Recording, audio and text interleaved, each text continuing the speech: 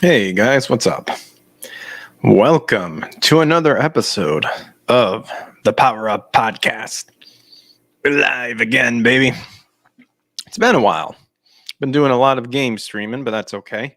It's part of the charm of my channel. But found some topics I just wanted to check out with you guys, give you guys my response and thoughts about them. So I quickly looked through and see if we could find anything that stuck out to me, and of course I did. But I think we'll go ahead and just do like an hour show and then maybe hop on over to some game streaming. A lot of craziness happening these past couple weeks. Uh Pee Wee Herman passed away, Paul Rubens passed away. He kept his battle with cancer silent apparently, kind of like how Norm did. And I grew up, I don't remember watching Pee Wee's Playhouse when it was on TV, but my folks recorded a lot of Pee Wee's Playhouse episodes. So I did grow up watching Pee Wee. Always enjoyed Pee Wee. Uh, we all know Paul Rubens in the infamous adult theater caught whacking off, and then he got in some other trouble too. And fortunately had a lot of that happen in his life, but we still I mean, compare it to like Michael Jackson or something. I have more respect for Rubens than I do with Michael, but whatever. And that's neither here or there. Rubens, I think, let's see, because he got in trouble again. Like they try to nail him with the old CP,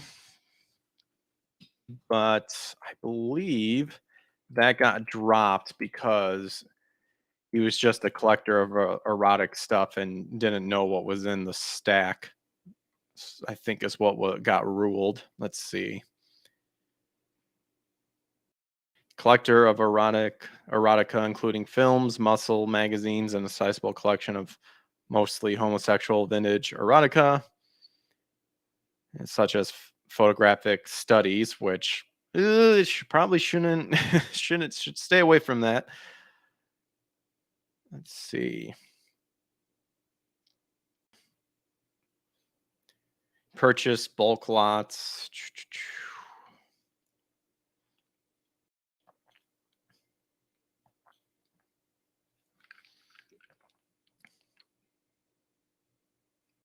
Yeah, I mean it's an unfortunate thing. You wanna you wanna stay away from that stuff as far as possible.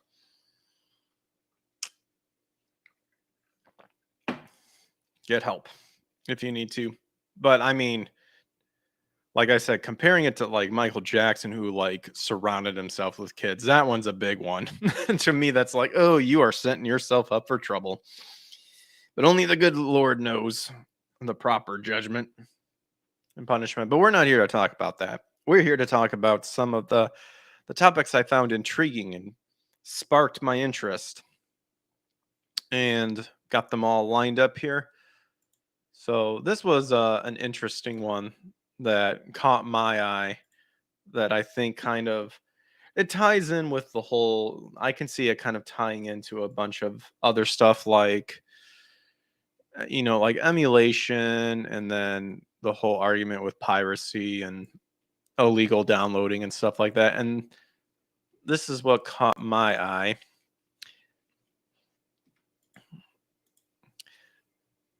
So apparently, a game called Drowned God: Conspiracy of the Age gets surprise illegal release on Steam. So this niche gamer, the ones who pointed this out. Let's see.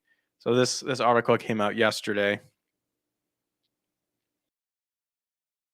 Oh yeah, look at that. Classic 1996 point and click titled Drowned God: Conspiracy of the Ages has been released on Steam, possibly illegally. That's definitely, if you guys can see that, these snapshots, definitely 1996 graphics for sure. However, I mean, for to me right away, classic 1996. 1996.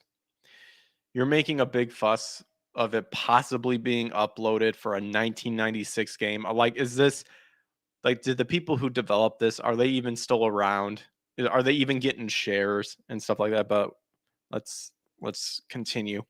So according to a Tumblr post, who uses Tumblr still? Does anyone still use Tumblr? I never did. The game has been published on Steam without consent of Richard Horn's family. Okay, well now I got to look up who Richard Horn is. Let's see, Richard Horn.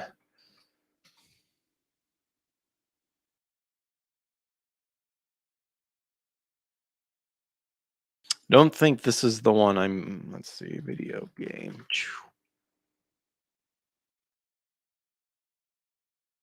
Or we'll do this. Drown. What was this called? Drowned Age? Or Drown God? Yep. Drown God. That's wiki, but well, just so I can see if I can find the name.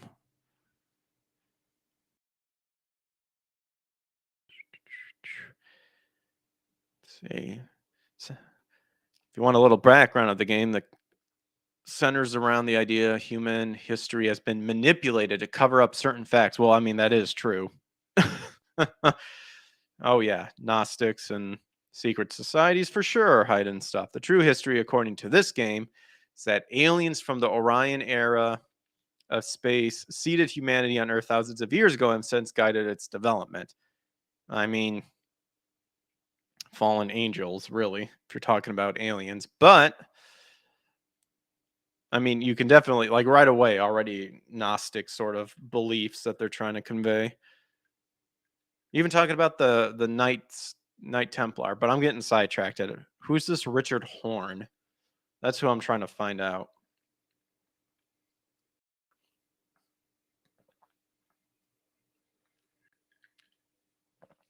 Oh, here we go. Harry Horse conceived the game's ancient planet-wide conspiracy.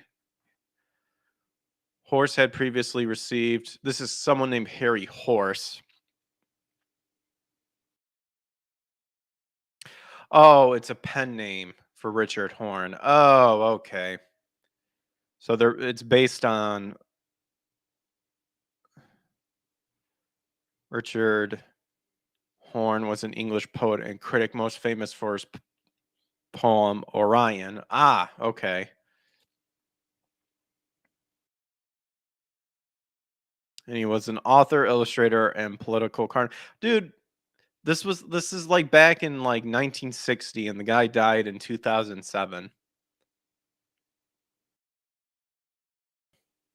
1996, he created, designed, and here we go, and wrote a point-and-click adventure game for Time Warner called Drown God Conspiracy of Ages. Well, first and foremost, wouldn't Time Warner technically have the rights to this? Not really Richard Horn, this Richard Horn guy.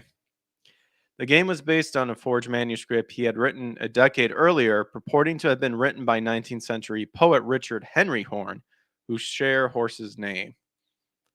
Okay. Well, in any case, back to the article at hand.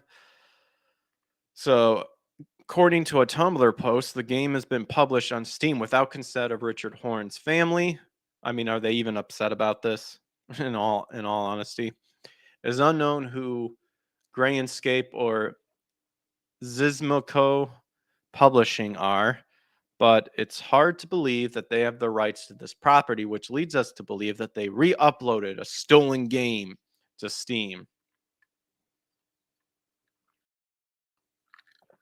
Steam standards for allowing new games on the platform have been significantly lowered over the last few years, but allowing users to upload a title they don't have the rights to on the platform is a new low. And then, really, that's all you had to say about this article? You know, I look at some of Niche Gamers articles and I get intrigued by it, and then I read it and they're just this short. Let's see if there's any other ones. They have a tag. Oh, it's literally a tag to the article we just read. Okay. But this does bring up an interesting question about, the possible illegality of what just happened if these this supposed company didn't have the permission to upload it. Well, here's the Tumblr post too. Let's see what happens. Here we go. We'll read the Tumblr post.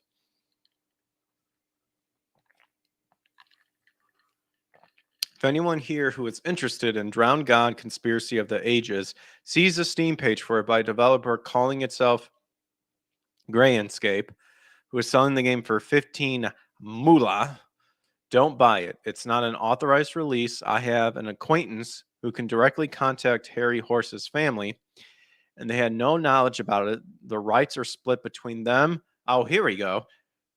Why didn't they? I mean, I guess they linked. I guess the article did link it to this, but man, you probably could have gotten more information and read a little bit more about it. So the rights are split between them, the co-art director Alistair Graham, and the producer Algie Williams. So presumably all three parties would have to be involved in any legitimate re-release. I follow Graham's Instagram account and didn't see anything about this, so I assume he didn't know about it either. Besides, there's the issue with what Harry Horse may or may not have done at the end of his life, which I'm pretty sure would make any real re release attempt near impossible because I feel like publishers would be reluctant to touch the game with a 10-foot pole. Somebody's trying to make some money off of people who don't know how to emulate. And even if it were legitimate, $15 is too much for a glitchy, short, practically unfinished old game like this.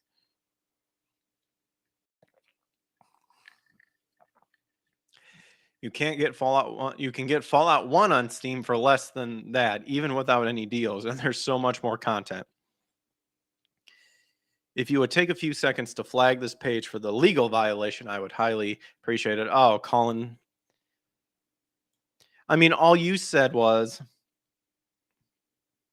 hey, Jason, what's up? Oh, it's going. We're just looking over some articles that caught my interest. This one being about apparently the game Drowned God Conspiracy of Ages, where this person on this Tumblr post has said has been uploaded supposedly illegally on Steam. And the audacity of the so-called company has the balls to have it up for $15. 15 old dollars. And then he calls for then he calls to flag the page for illegal violations.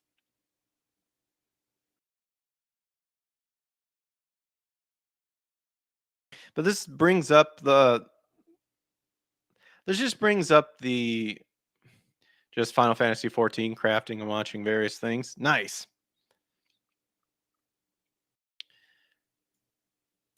I mean, again, to me, this brings up this can tie into the whole, uploading the whole piracy thing, which then leads into the whole emulation, you know, discussion that'll go on forever. But this is a 1996 game. This person said that it's glitchy, practically unfinished, and whatnot. I mean, the legal pursuit, the way you're wording this, it'd be a waste of money and time to even go after the people who supposedly uploaded this illegally. And this is the whole thing. This is like why people got pissed at Nintendo when they shut down like Emu Paradise and all that stuff. Because a lot of those games, you know damn well they didn't renew the license. No one was making a dime from it. So like, why are you it's like why are you getting ass mad over this? If anything, people are like, the only question is whether or not it's officially licensed. Yeah, and I mean, even this Tumblr post kind of doesn't give us that because he's already questioning the supposed people who uploaded that. But I love how he says, I have an acquaintance who can directly contact Harry Horse's family. So did you actually contact them? And they had no knowledge about it. So supposedly they did. And then they said it's split between three people. So but then they just say so presumably all three parties would have to be in the mall. So this guy is just guessing. I okay. I want to do something here. Let me do this. Okay, drown God conspiracy of the ages. Can you actually just type it in and just find it online? Yeah, myabandonware.com. Boom, just found it. So why are you making a big deal out of it? I mean, I know why. It's because these people are asking for money for it, which you could literally just find it too. But there's gonna be suckers out there that don't know where to look. I mean, that's on them. I mean, I have my resources, but that's me. Hmm. I have mixed feelings on the idea of releasing stuff like that on emulation sites. Nintendo is still monetizing a lot of their old content, even if it is through shifty methods. Well, you see, that's another question of how much does Nintendo go through to supposedly do this. However, my argument between that and a lot of older games are clearly abandonware at this point, exactly. And my other argument about this is that we've seen Nintendo upload like some of the popular old school games, but some of their ports are garbage, and they're asking you to buy it again.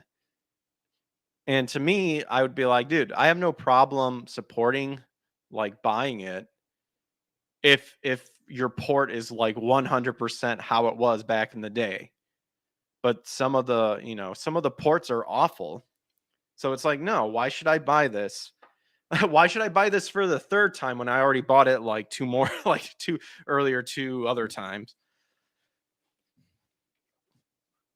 I don't know, but my whole thing of my whole argument is I have no problem like, giving money and buying games, but I want my games to be untouched. Like they better be uncensored and it better be exactly what the creators wanted it to the final product to be. And if it gets affected by uh censorship or ratings or heaven forbid political ideology demands from it, no. Like go go rot in hell.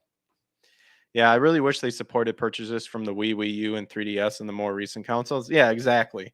But that's the whole thing too. They want you to straight give up physical ownership of stuff so that they can just sell you a subscription.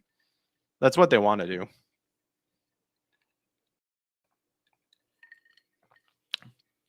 You own a lot of games on the 3DS, Wii U that I already owned on the original consoles and then had to rebuy again. See, exactly. Exactly. That's why I don't weep when not customers, when the company whines and complains about piracy and stuff like that. It's like, well then give us the best version. I'm fine with you cleaning it up because there's been successful cleanups like Shadow of the Colossus. Like enhance it to make it look good and play on recent consoles if you want to. Don't touch the story. If anything, if you do, you're adding something to it, which Shadow of the Colossus Remastered did, and it didn't deter from the original story. Like you guys can do it. They just don't. They don't want to for one reason or another. All right, so that was one of the articles. I wish it kind of went into a little bit more, but I'm glad I saw that it linked it to the Tumblr post. But it sounds like this game is like bad anyway. So to me, it's like it's not worth the money going after legal whatever after a legal battle on it. Shadow of the Colossus HD is amazing, and the fact that the devs added content to canonize the internet theories was amazing. Yep. Shadow of the Colossus remastered. That is my go-to prime example of how you can successfully bring back the classic old games and do it right in modern time.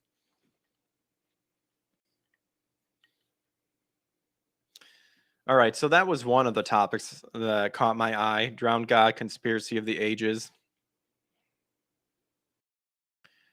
Let's see. So next, we'll move on to the Teenage Mutant Ninja Turtles Shredder's Revenge DLC, Dimension Shell Shock. I've been playing a lot of beat 'em up games lately, and I did enjoy Shredder's Revenge, so I just kind of wanted to see what was in here.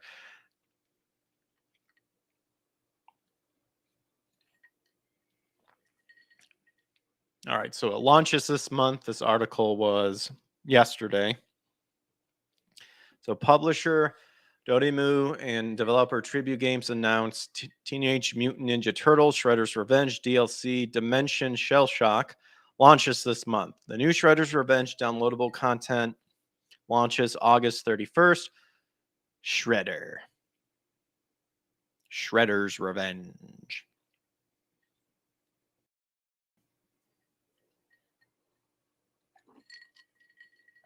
The new Shredder's Revenge downloadable content launches 31st across all platforms. The DLC second new character, Karai, was confirmed, or is it Karai or Karai? Karai. So they're just adding a new character out of nowhere. I mean, I guess they had a lot of throwback in the game, so not too terrible. Shredder's Revenge is good. The DLC is whatever to me, but if it adds content to already a good game, you're for it. Yeah, I'm for it too. Like, I just want to see what's in there. I have, well, it sucks because I have a limited run gaming copy of Shredder's Revenge, the Nintendo Switch version, like an actual physical copy. But that was before they got all like woke against one of their employees. So kind of, but like literally it happened as I was streaming the game. Oh, or no, as I did like an unboxing for it. I actually streamed the game because you could get it on the Xbox Pass. Yeah, I know. Yeah, it sucked. I'm not going to throw it away, but I'm not supporting that company again, which sucks because I do like me my physical content. Anyway, so new character, Karai. I'm assuming that's how you pronounce it, Karai. And I'm assuming Karai is like a brand new character, like wasn't in the show. I watched my TMNT. I didn't watch it all the way. Let me see here. Oh no, she was already established. But when did she appear?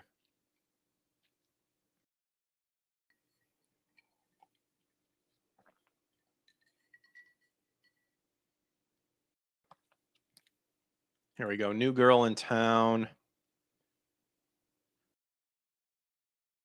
It appeared in the so this is a 2013 one. She's from the 2013 series. Okay.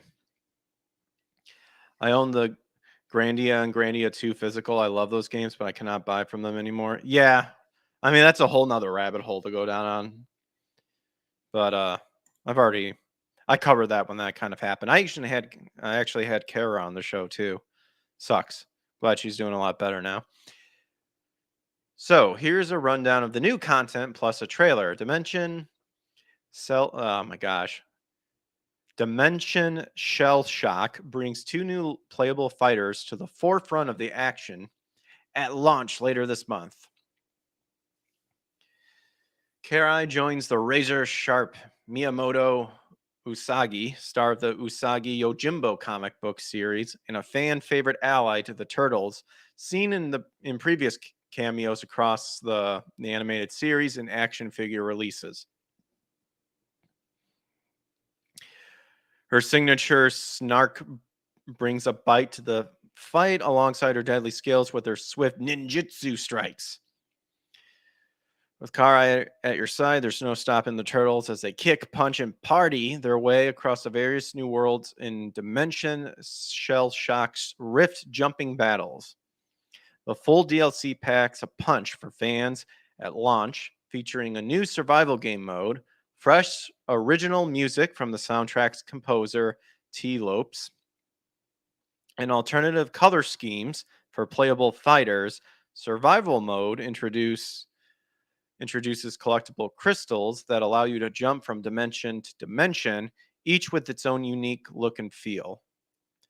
The Dimensional Shell Shock DLC, an upcoming update, follow a previous free December release, which added custom game options, giving fans extraordinary controls over their way. They kick Shell through 11 mix and match modifiers, along with retro themed visual filters and extra large serving of general refinements. I mean, does it add to the story though? I also did see that they did the World Tournament 23 for Dragon Ball Z Kakarot. I just saw that DLC. I think just came out too. Turn down the volume.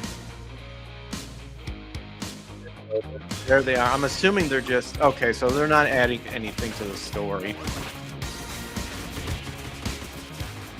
They're just adding characters, but it sounds like it's free, so that's fine with me.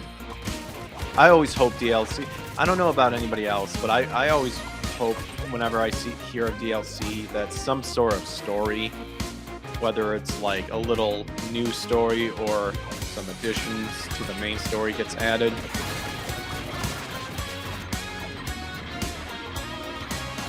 When they try to pawn it off of like, check out this DLC and pay some money for it, and then it like all it is like training mode, survival mode. It's like, I'm not paying for that.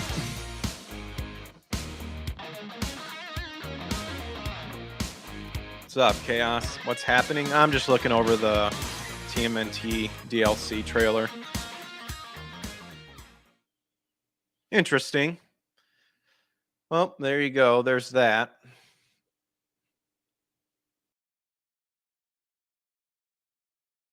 Okay, that's cool. So it's free.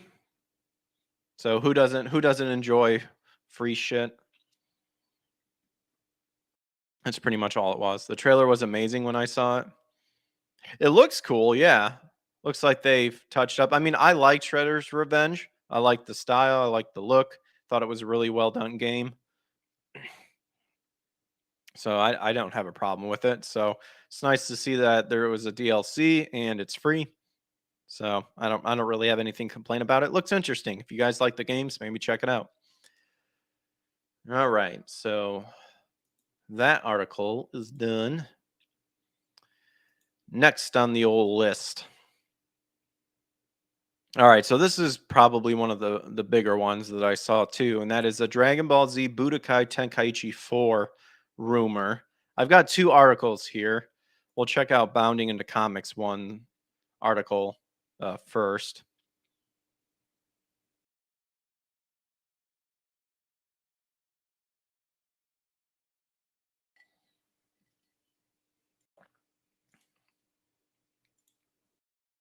Unfortunately for you, it's the 80s cartoon version, but that's just me. I don't know. I was wondering if it was from the 80s cartoon. I think that it lies more in theme with what they did with Shredder's Revenge than the other one. Alrighty, Bounding into Comics, Baldur's Gate developer. Baldur's Gate, I mean, I love Baldur's Gate. I know I know Baldur's Gate 3 is like killing it, but obviously there's some bear fucking in there and stuff like that. My whole argument with that is I heard so many people, they're like, the game is so good, like you're complaining about this part of it too, and it's not nearly as bad, and there's a toggle off switch and all that stuff. Which to me, my whole point is if you have all this, if it doesn't affect the romancing of people and it doesn't affect the main story, and you have a toggle switch to turn off those specific scenes, there's no reason to even have it in the game in the first place. So why is it in there? Like, give me a legitimately good reason. Hell, you can even say because the developers wanted to. That's still a reason. I'll bet it's a very shallow and pathetic reason. But if you say we put it in there because we're catering to a certain group of individuals, uh, Yeah, you can go fuck yourself. It's pretty much my thought on Baldur's Gate 3. Other than that, I'm probably like, if I at some point can get it, I am gonna get it and I will play it. Let's see how bad the spellings are in this article. Yeah, so far the articles we've been reading from has been niche gamer, but we're into bounding into comics, and I am notorious for picking up the grammatical errors in the bounding into comics article. Even though like I'm not the best, I'm not the best speller or you know expert when it comes to grammar as well. So I just think it's just so obvious to me. I'm just like, wait, how did you guys miss this? Anyway, so rumor Dragon Ball Z Budokai Tenkaichi 4 will feature playable roster even bigger than Xenoverse 2 with all the DLC. Okay. When it comes to fighting games, Dragon Ball releases have a reputation for providing players with an absolutely extensive roster of fighters from across the series canon. I mean, yes, but then you get unnecessary roster characters. Example in Tenkaichi 3 with like Frieza Soldier, Apul, and like people you have no interest in playing as. Cybermen even. It's like I'm not gonna play as those characters. The only reason you would ever pick those characters is just because you want to see what move list they have, and then that's it. You're never gonna play them again. Also, Baldur's Gate 3 is more degenerate than an anime game with sexy fan service. In fact, it makes anime fan service seem more like staring into an angel's eyes. Beautiful. Let's have Cybermen for the sake of challenge mode, I guess, but I think it's unnecessary. You could have added more other characters into there. I mean, that's Tenkaichi though. I'm a Budokai fan person myself. I mean, until I play Baldur's Gate 3, I can only it's only hearsay from people. I've read comments of people like, "Oh, I'm 60 hours in and it's not as bad as what everyone says." My whole point is again, what is the reason to have a bear fucking scene or have there was another one like an orc and someone else banging or something like that? Like what's the reason to have it in there? Because if you have an option to turn that off, there's no point to it. Way different than way back in the day of Call of Duty where with the whole the airport scene where you're an undercover agent with a terrorist, and in order to not blow your cover, you legit have to do a heinous thing. But even then, to me, that I mean, I didn't care about that. At least Frieza, Soldier, and Apul were perfect speed bags. Super troopers. All right. Back to the Super Troopers. That's the reason for a bear fucker scene. When it comes to fighting games, Dragon Ball releases have a reputation. I've already read that. And according to a new rumor, the upcoming Dragon Ball Z Budokai Tenkaichi 4 will be no different.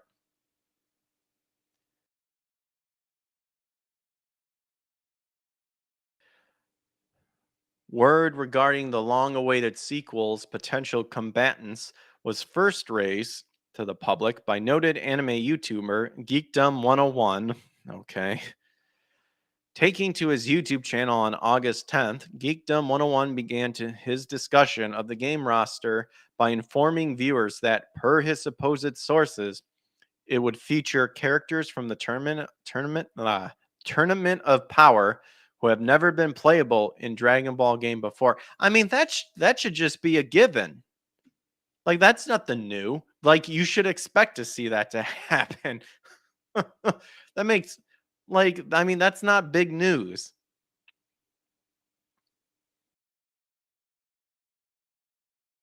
As long as 4 brings GT characters, you'll be happy. I'd like to see GT characters. I'm not clicking that video. Following an acknowledgement of how the big guns from the past few Dragon Ball games will be in this one, people like Jiren, people like Golden Frieza, the anime related scooper then revealed What surprised me is finding out about some of the other universes and some of the characters from the other universes that are making their debut in Budokai 4 or Tenkaichi 4, not Budokai 4. I wish there was a Budokai 4. This roster, based on everything I know, is going to be even bigger than Xenoverse 2 with all the DLC.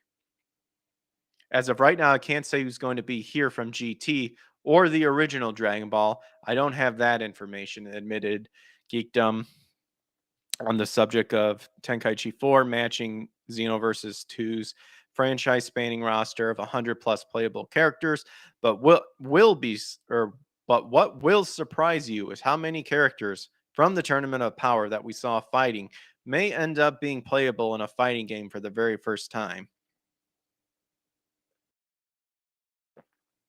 Infinite World is 4 and that's it. End of story. Nah, I'd say Burst Limit is technically Budokai 4. Infinite was like an add-on, although they took some stuff away to add on to the game, but and I'm not including Dokkan because that's more of a strategy card game, but an actual fighting slash simulation Dragon Ball Z game.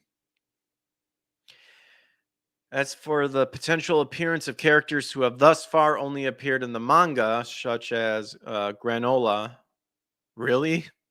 Granola? I'm not up to date on the manga, so these names are new to me. Or Moro. The YouTuber admitted that at current, I do not have an answer for you on that. I do not have any information.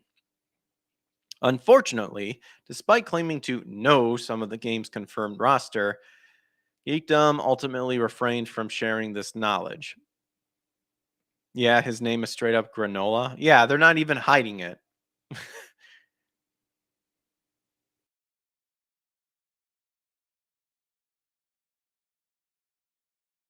So okay, I'm assuming this is Granola, just slapping a crystal on his forehead. However, his assertion that Budokai Tenkaichi's 4, the Tenkaichi Budokai, is finally complete. What the fuck are you talking about? Was that even English? What happened to my wife? No, that's not him. Oh wait, it says it right here. Moro. Never mind. Miras in Dragon Ball Super, Chapter 65, Son Goku Earthling. Looks more like a Saiyan. Looks like a combination of everything. Looks like he's wearing a bra. Hate to say it. He's straight up wearing a man's bra.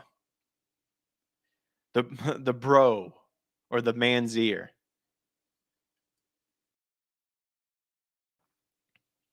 Granola's the sniper with an eye patch. Oh, bro, nice.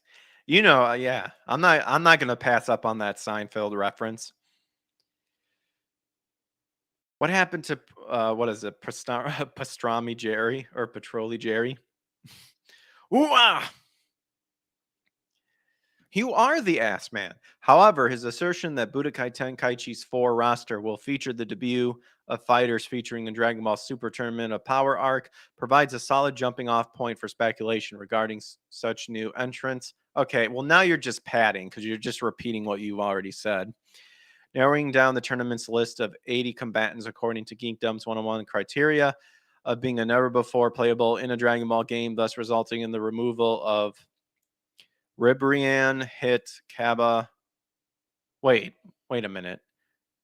Narrowing down the tournament's list of 80 combatants according to Geekdom 101's criteria of being a never before playable in a Dragon Ball game, thus resulting in the removal.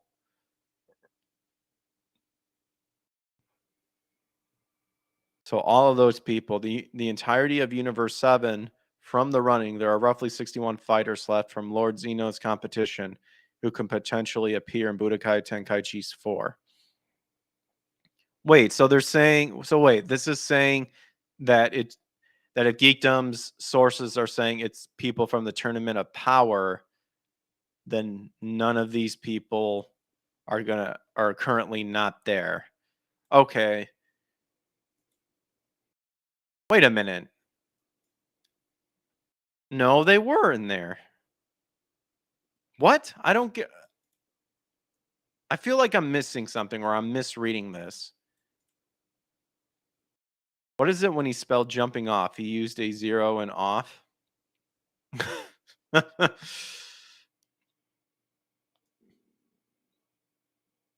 I mean, the O button and the zero button on the keyboard are kind of close to each other.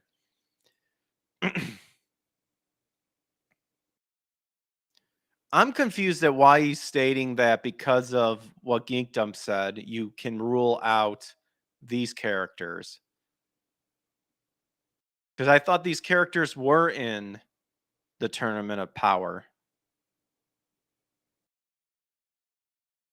It's been a while since I've watched Super. That's how much I care about it. I watched it once and that was it.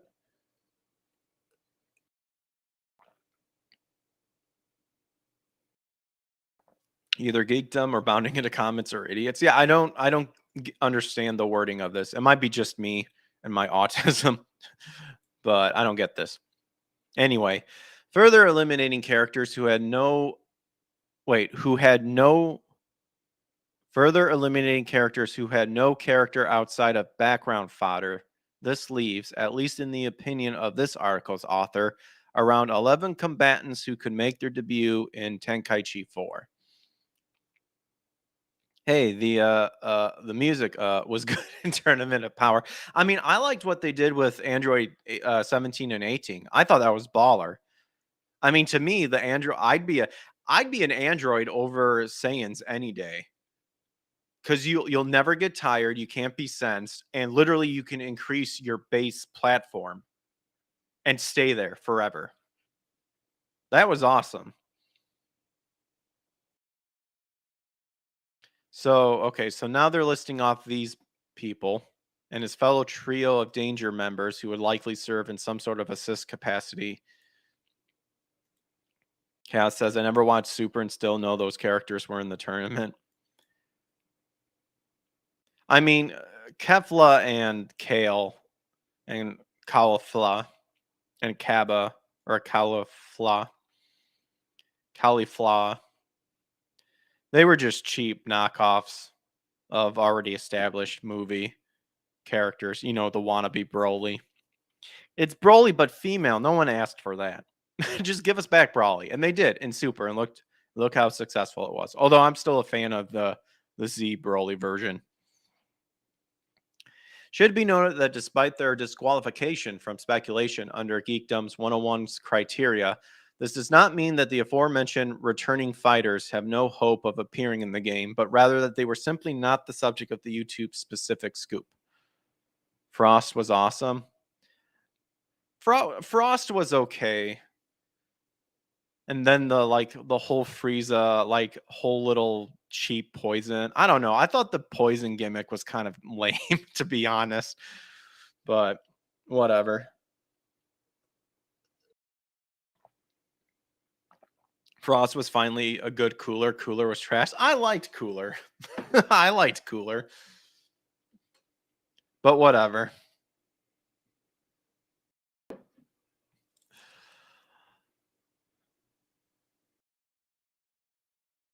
Outside of this, oh my gosh, this article goes on forever. Outside of this insight into the game's apparent roster, Geekdom 101 also suggested that the game would feature a number of improvements and additions over past Budokai and Budokai Tenkaichi titles. Well, wait a minute. You leave Budokai alone. It was beautiful. It was a beautiful, perfect game. No, Cooler was cooler. He knew how to plant dumbass trees. No.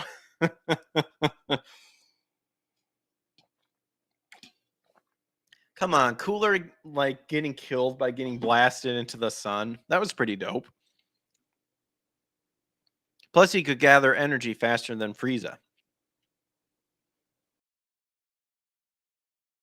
What? I mean, it doesn't matter. It doesn't matter. Just say Smith again. It don't matter. None of this matters. Oh, read that as Vader. No, I don't think I have. Do I have? I don't think I have that video clip in my video clip backlog.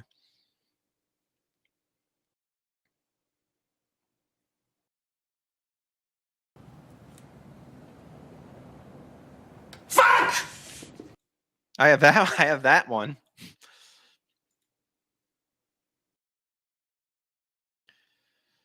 Oops, closed down the article. On my end, at least. Okay, so supposedly some improvements that will include custom taunts when facing specific other characters. I mean, okay, really, who cares? And providing a bunch of currently unspecified new locations for players to fight it out in. You don't rebounding the comic articles. They drag them on forever. That's all right though. As of writing, Tenkaichi 4 has yet to confirm an official release date. Okay. Well, luckily we were at the end. That's good. Let's see. Where are the Let's check out some of the I don't care about this person. Let's check out some of the comments because they're always fun to read. Good series can last for decades and decades to give more and more fan beloved content. Then you have woke garbage. That's sorted by the best comments.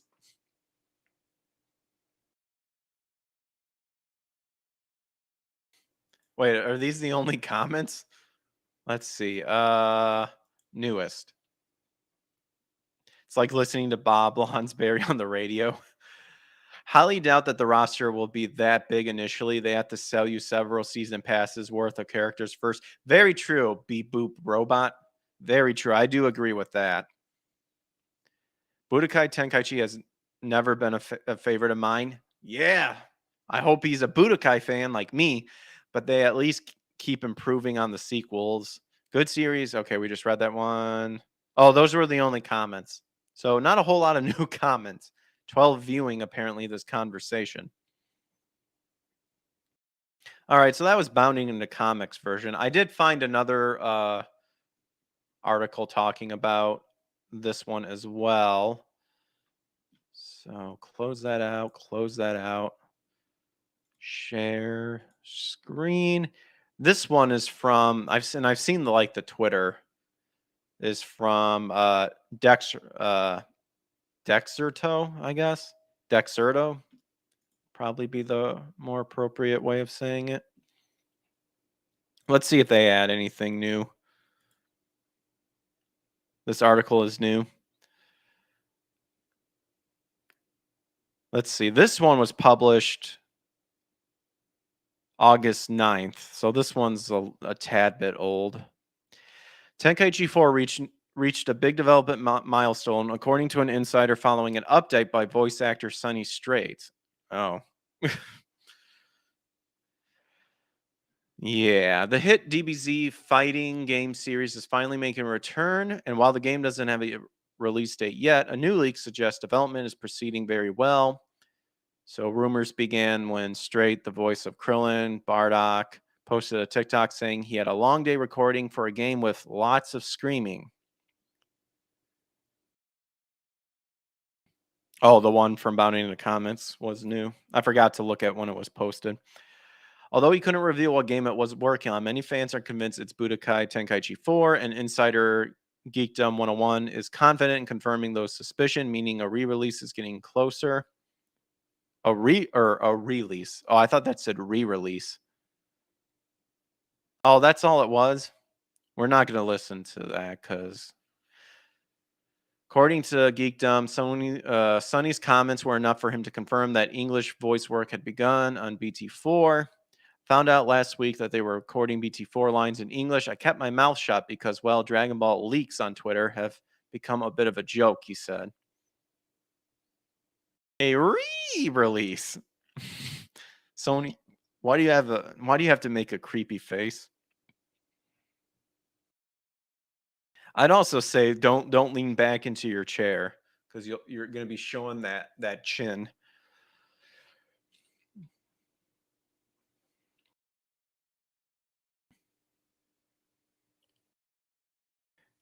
Now that Sony confirmed it without confirming it, I feel confident in confirming that yes, it's BT4. BT4 is still in development, of course, but with each passing month, production has progressed to a higher level. The game is not finished yet, by the way. Example, with Kakarot, dub lines were recorded this previous May. This is a bigger game. I'm guessing it's summer, fall 2024. The insider has a good track record of leaking movie and anime news in the past, reiterated, however, that the game was not complete so far. Hopefully, this is a sign of good things to come, and an official update on this game isn't too far away. Man, why give it to him? Give me leak information. I'll do good with it. I'll have to check out this website because I've seen Twitter posts by them before. Although there has been some where what it seems like they were stretching stuff out by making stuff a bigger deal than what it actually was. I'll have to look at this website.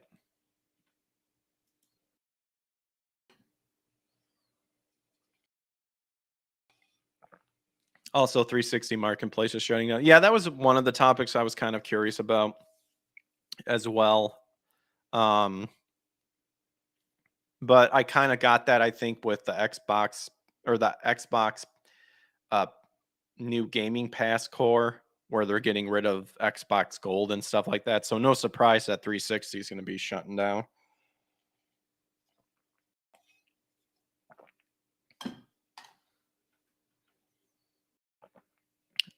All righty. One of the hilarious topics that I stumbled upon that I thought was funny was Alec Baldwin. Unfortunately, this is another bounding into comics article. But I did see that supposedly Alec Baldwin could still be facing charges for the killing of Russ cinematographer after new forensic report finds guns trigger was indeed pulled. The trailer for Fatal Fury City of the Wolves looks amazing. I just got done playing Streets of Rage 4. It was definitely a good game. I didn't feel the connection between the Streets of Rage trilogy and 4. I mean, it kind of gave me like how they did with Devil May Cry, and then you had DMC, where it was like you had the names and all the familiar characters and stuff, but it's not like Devil May Cry. Although I did like DMC as its own thing, but obviously it was they used Devil May Cry to hopefully garner hype to it. It the charm of the Streets of Rage games from the first 3 to me felt like wasn't entirely all there in Streets of Rage 4. Aesthetically, it looked beautiful. I personally would have liked to have seen it all in retro look, and I unlocked some skins to give you the old sprites, but I think the entire game should have been done in that way. But yeah, and after playing from 1, 2, 3, and then immediately to 4, like the connection wasn't there. But I mean, Mr. X was straight up like a brain in the third one. Although you could have just made like a clone or something like that to justify bringing him back. But I don't know. It was still a good game, but that was it. DMC was a good hack and slash in its own right. Yeah, that's what I said, but it wasn't Devil May Cry. Exactly. But I really did like the talk with the Nephilim and stuff like that. Like that one was cool. Like, but yeah, unfortunately, they banked on Devil May Cry to hopefully gain attention on the game. But who knows? I mean, maybe they could have done something else, kept the story, and just made it a whole new game of its own. And maybe it would have gotten enough attention to be continued. But alas, I'm hoping Dotemu does great with Metal Slug Tactics. I haven't heard about that. The Metal Slugs. All right, Alec Baldwin, you.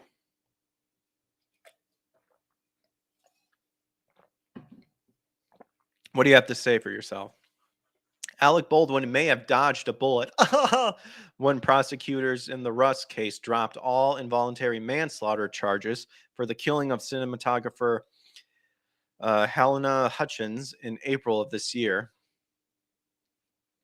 A new report, however, has put the disgraced Hollywood actor back in the crosshairs, revealing that the trigger of the gun that shot and killed Hutchins was indeed pulled.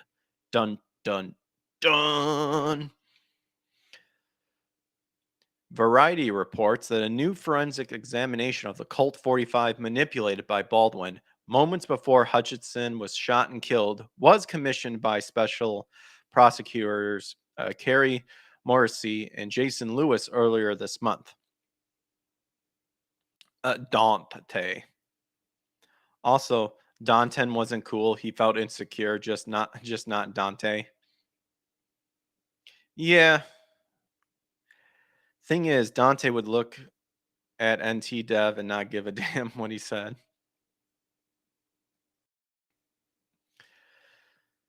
So, the old Colt 45 manipulated by Baldwin moments before Hutchins was shot and killed was commissioned. I've read this already because I got sidetracked by the chat. The outlet notes that the report, written by forensic scientists Lucien and Michael Hag, was released on Tuesday, the 15th of August. Ooh, that was a couple days ago. What was that, Tuesday? Yes, Tuesday. Oh, it says Tuesday right there. Derp. Which concluded this fatal incident was the consequence of the hammer being manually retracted to its fully rearward and cocked position, followed at some point by the pull or rearward depression of a lay trigger. Ooh, that's an appropriate face. Ooh.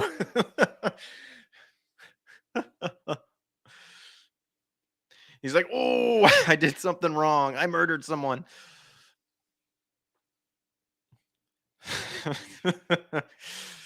Ugh. Not good. Not good, Baldwin.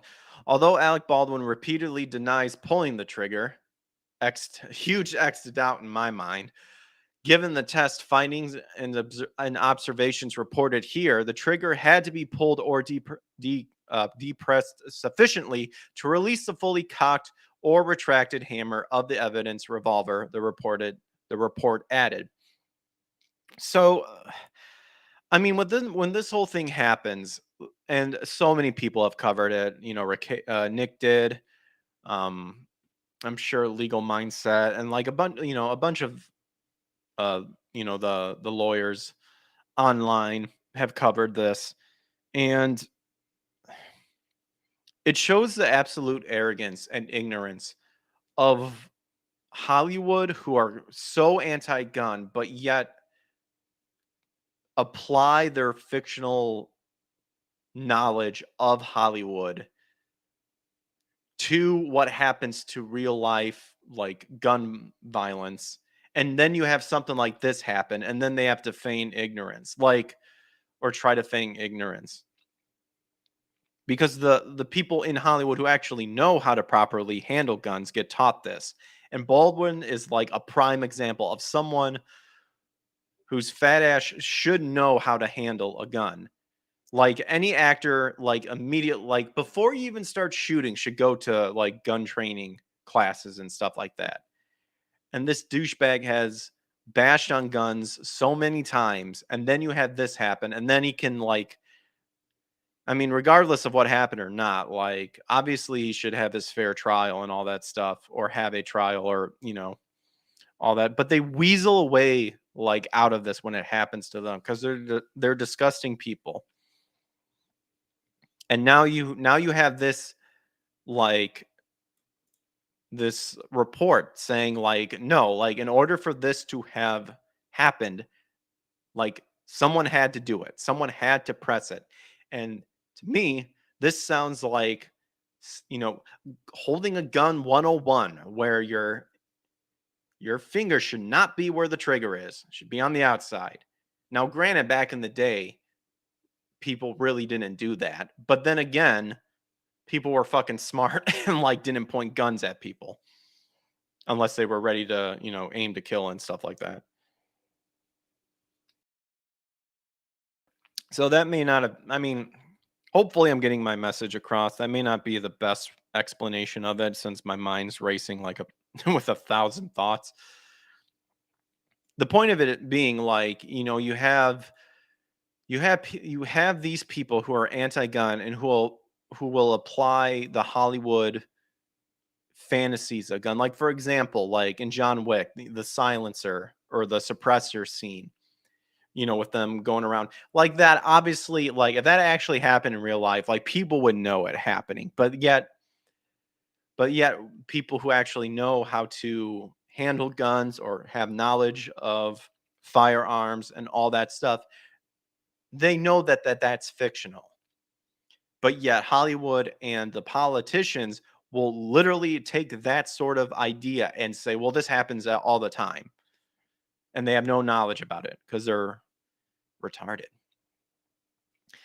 The analysis by the aforementioned forensic scientist was able to be conducted after the experts reconstructed the gun that Baldwin manipulated in October of 2021 on the set of Rust, reportedly broken by the FBI during the testing process, and concluded that the gun could not have fired without the actor pulling the trigger. Father, forgive him, for he has sinned. In June of this year, a court filing argued that Rust armorer Hannah Gutierrez Reed had a history of reckless conduct. Now, yeah, she definitely should be punished on set, alleging that she was drinking heavily and smoking marijuana in the evenings during the shooting of Rust. Oh my gosh, I didn't know that. Oh, absolutely. Griller. Oh, what do you think? You're in the Western? And yet, even back in the day, Westerners could handle their liquor more than this. I mean, I've seen pictures of what she looks like, straight up libtard. At the time, prosecutors claimed it is likely that the defendant Gutierrez was hungover when she inserted a live bullet into a gun that she knew was going to be used at some point by an actor while filming a shooting scene with other actors and crew members. This is another thing I don't. Didn't Hannah look like she lives in a dumpster? Oh yeah, if memory serves me correct, she looked awful. But again, this still baffles me on how does a live bullet just randomly show up like on set? Like all the bullets, if I kind of know how Hollywood handles it, is they remove all the dangerous elements to it to where it still makes the flash and looks real, but like nothing really isn't being shot at you. Like don't quote me on that, but I'm trying to remember like from the stuff that I recall reading in the past. That's I think that's how that kind of works. But it always just baffles me on it's like, "Oh my gosh, a random live bullet just suddenly appeared out of nowhere." It's like, does no one, like, not triple check this stuff? I mean, but that's one of the big arguments too that everyone was saying with Baldwin. Baldwin should have been trained enough to know that even when it went through a bunch of checks, you as an actor should have been taught the responsibility to check it yourself. Like, that's just fucking lazy. That you're going, oh, 4 people checked it. That's fine. You're holding a weapon. Check it yourself, you lazy piece of shit.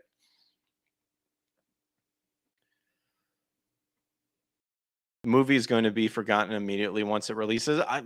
Who still wants to go see this? This is the thing I don't get. Well, like I have no interest in seeing in Rust. Why would I?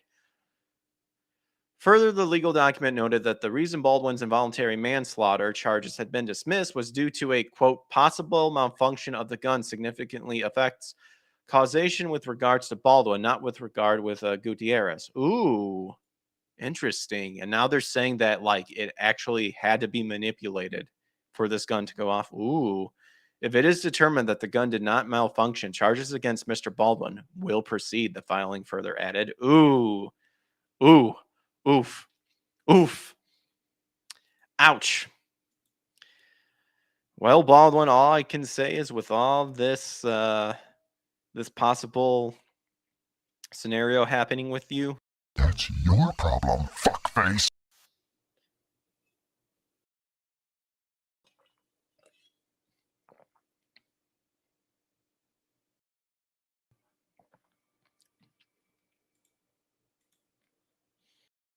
and that's why some people are like, I don't like Baldwin, so he deserves to thing. And I know we all have that emotion and stuff like that, but like, oh man, talk about divine retribution if this is the case. The new report written by the Hags agrees with an investigation conducted by the FBI in 2022, which also concluded that the gun could not be made to fire without a pull of the trigger, while the working internal components were intact and functional. Also, Alex must have thought, I'm rich and I know how to handle these guys. Well, that's the whole spiritual demonic stuff happening in Hollywood runs deep. So I will not be at all surprised that Baldwin is protected by that sort of demonic people or like scummy people in there. Will not at all be surprised. In an interview with ABC's News, George Stephanopoulos, Baldwin claimed that he did not pull the trigger of the gun, recalling that he was only cocking the gun's hammer when it went off. Contradicting his own version of the story he had told just moments earlier. Yeah, he was a huge douchebag too, with all the interviews that he did, if I remember. So I take the gun and I start to cock the gun. I'm not gonna pull the trigger. I said, "Do you see this?" She says. "Well, just cheat it down and tilt it." I don't care what he says. Baldwin said in his now infamous interview, contradicting his own recollection of the tragic event that not only killed Hutchins, but also injured director Joel Souza.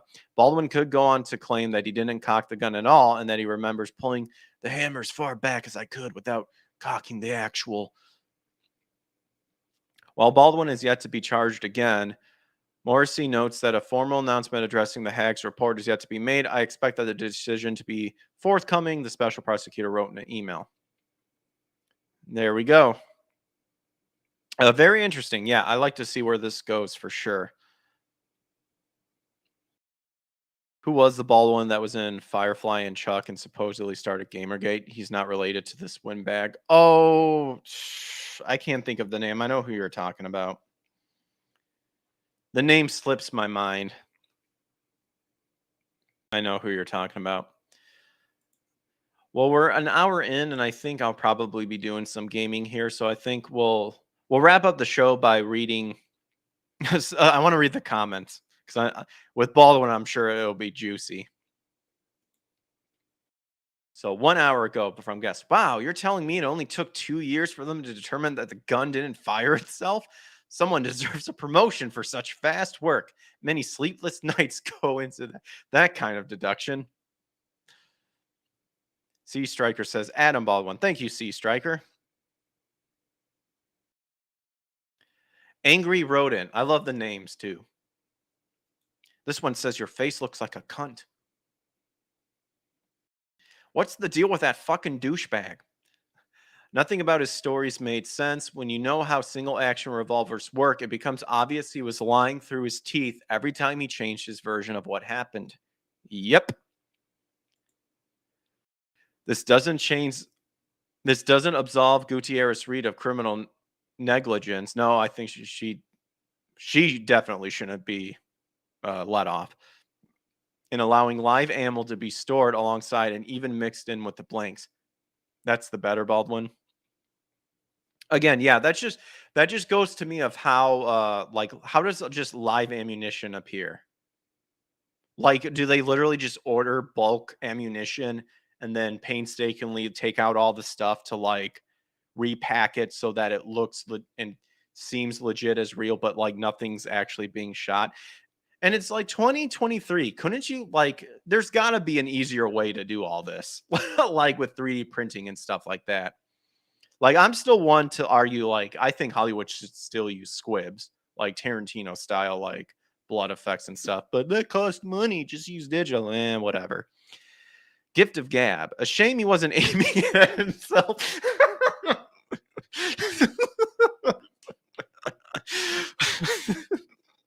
I'm honestly surprised he wasn't given how little he knows about any sort of gun. That was my point. That was what I was talking about earlier. These Hollywood actors claim they know everything about what the gun violence that's happening in the world. And yet when they're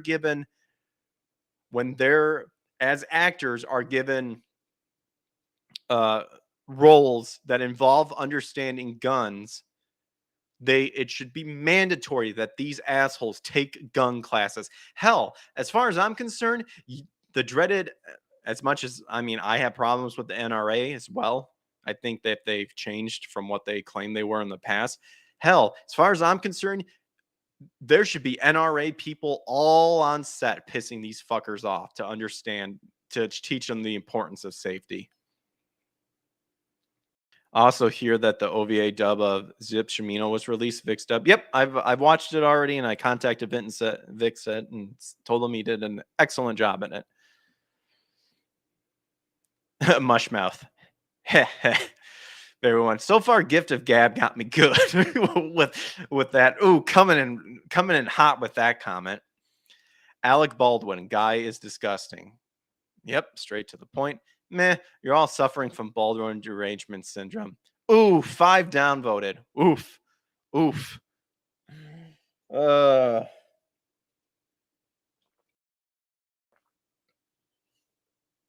Some here may well be, but that doesn't take away from the fact that Baldwin was violating basic gun safety. Exactly. Exactly. And you have expert actors who know the importance of gun safety. I was going to say John Wick, but Keanu Reeves, for example, like this is like laziness is what this is. Laziness. It's funny I've never seen Canadian Rebel, Vitality, and Pack. Whatever. I don't really care about that. Ooh, onlinecash.com, guys. Making 162 an hour telecommunicating. Copy and open my username. Hot tomato. Yeah, that's not going to happen. Happy to be proven wrong. You know, we talk about how guns don't kill people, but it takes a responsible and cognizant individual holding the gun to pull the trigger. Maybe that's not the problem, since the woke demonstrate no real gun cognition and fail even basic attempts at responsibility. Yep. Yep, that's what you go to shooting ranges. I have. They give you the rules to read, and they treat every gun, even if it's unloaded, as loaded, and you don't point it at anybody. You point of where you're going to pull that trigger. Alec Baldwin did pull the trigger, even though he said he didn't. Dislike this post if you're surprised and really thought he didn't.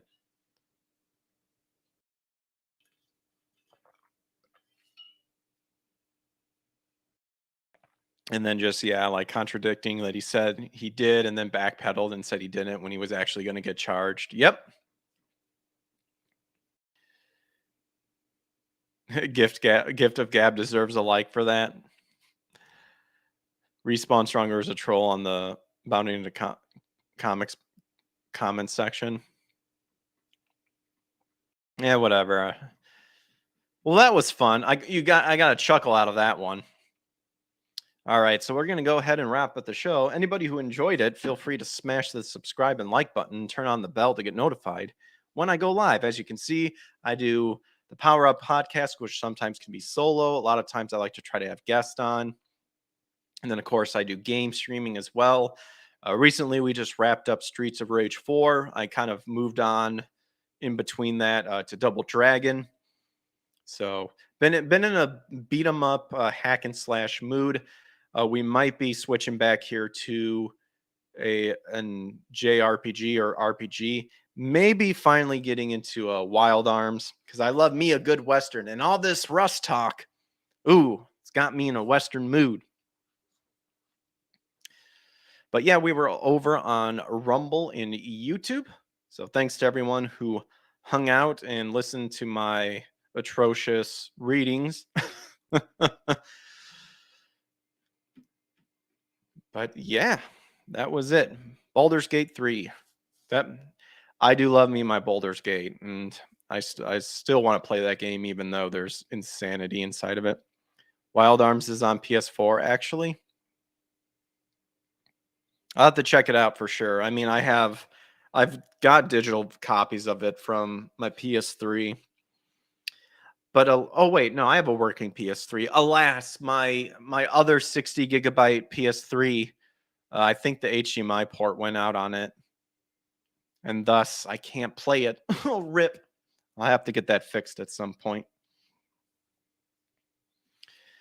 But yeah, I might hop back on and maybe take another stab at Double Dragon 2, or maybe I'll just start over and play Double Dragon 1. I played Double Dragon Advance for the Game Boy Advance, but maybe we'll do like continue with the Nintendo version.